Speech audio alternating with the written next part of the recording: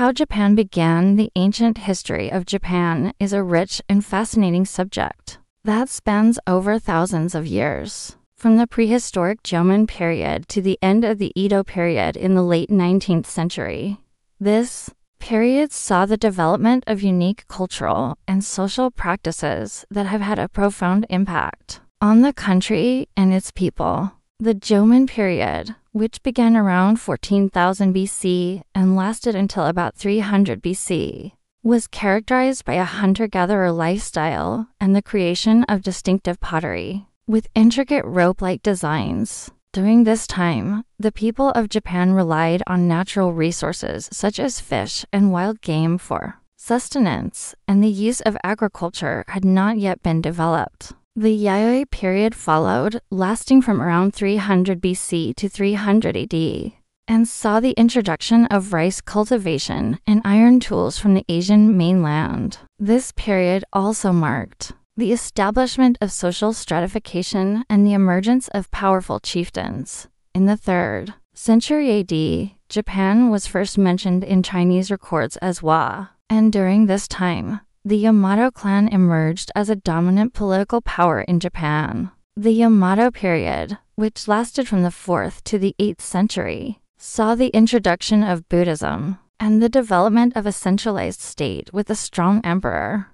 This period also saw the creation of the first Japanese writing system, known as kanji, borrowed from the Chinese. The Nara period began in 710 AD when the capital was moved to Nara, and it lasted until 794. The period is known for its significant cultural achievements, including the construction of the great Buddha statue at Todaiji Temple and the creation of Japan as first official chronicles, the Kojiki and Nihon Shoki. The Heian period followed, lasting from 794 to 1185, during which the capital was moved to Kyoto, and the aristocracy enjoyed a flourishing cultural life.